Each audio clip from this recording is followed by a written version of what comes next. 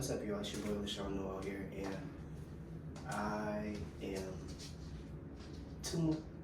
Go ahead, you got it. I'm 2 years post-op today. July 14th of 2024 makes me 2 years post-op. If I could talk about this experience, honestly speaking, it's been a journey. And I only say that because I didn't think that I was gonna go through what I went through when I had my surgery.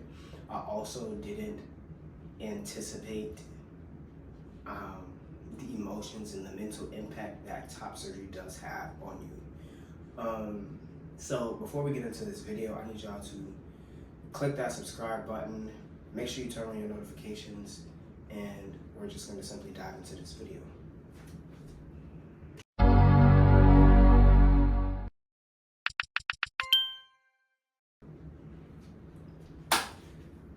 So,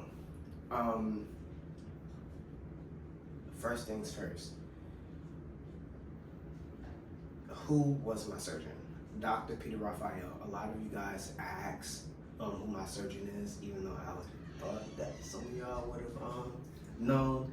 But, and I only say that to the people that say they followed the journey. But, Dr. Peter Raphael was my surgeon at the American Institute for Plastic Surgery. My surgery was done in the morning, from what I remember. Was I scared? Yes, but no. I was scared in the sense of not knowing what would happen. And I think I could say the biggest mistake of me going into my journey was excluding myself from the probability or the possibility of me dealing with a complication. And I think that's what took me by surprise, and honestly the thing that rocked my world was my complication. For those that don't know, hematoma is something that's common. What is hematoma? Hematoma is a clotting of blood and fluid that can happen in any surgery site. It doesn't have to happen in your chest, but any surgery site. But yeah, mine was in my chest. It grew literally hours after my surgery, so probably like my surgery, I'm just gonna give you like a kind of like a time frame. My surgery was probably like around 10, 11 a.m. And then I got released probably around like afternoonish, so like 3, 4. That's a drag, like 2, 3. And it took me a while to wake up, but with the time frame, around that 2, 3 release till probably like 4 or 5 p.m.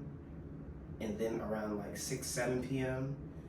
that's when I started experiencing discomfort. My chest started getting really hot, and I will actually like show a picture of the hematoma right here. Yeah, so that was pretty draining. I went to a total of 2 surgeons in an emergency room visit. I made a TikTok and I didn't realize that the TikTok had music over it, so I'm not gonna put that in there. That's when I found out I had hematoma. And that was the purpose of the emergency room visit. I ended up also going back to the American Institute to get it drained, but it didn't happen like that because the hematoma was like jelly. I remember the lady asking me like, what was I doing? If I'm being honest, I was actually doing a lot, but I wasn't doing a lot in the sense of adding more damage to it. So yeah, I had hematoma, and that just rocked my world. I ended up having to get a drain. I think it was this. It was this side. I don't know where the mark is. It's like a little fine line somewhere on my chest, but yeah, they had a small little drain right there. But yeah, I had hematoma and it took me by surprise. I was mentally drained. I was beating myself up afterwards. And yeah, it was just an experience that I honestly will never forget. Do I like my results? Yes and no. I'm a little bit of a perfectionist. I'm not gonna say my pecs are uneven, but according to the doctors, you will always have a pec that's bigger than the other. They will never be twins, unless you have genetics like Greek gods. But even then, like I don't need to nitpick because that's something I was doing. Even after, like when I was like 3 weeks post-op, I expected it to be like this. But I think the complication just really rocked my world. And for anybody that goes through that, like, it's okay. It's honestly okay. Things happen, it's common, and you'll get through it, just like I did. And then what? I don't know. Like, if I could say how I feel about my results today, honestly speaking, like, it's cool. Like, we're smooth. If I put a comparison picture right here from when I first had the hematoma to what I'll say now, you'll see the difference. My chest was a little crusty looking when I took my first full picture, but the discoloration came from the bandages that I was wearing, and it kind of went away. The zapping feeling, I cannot forget about that, and I don't think I ever will. That's when your nerves connect. That's the most uncomfortable feeling ever. For anybody that has top surgery, you're going to have to deal with that. Because you put your body through something to get the results that you wanted, whether it's a breast augmentation or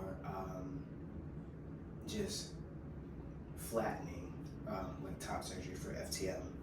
But yeah, I'm satisfied. I still have more work to do, and honestly speaking, for 2 years, I don't look that bad. I don't look bad at all. But yes, I want my chest to grow, so we have some gym work and lab work to do. But that's a wrap on this video. Thank y'all for following this journey. Shout out to the bestie base, shout out to the cousins, and shout out to the people who are just now following, because we have a lot of work to do. So thank y'all once again for tuning into this video, and we out.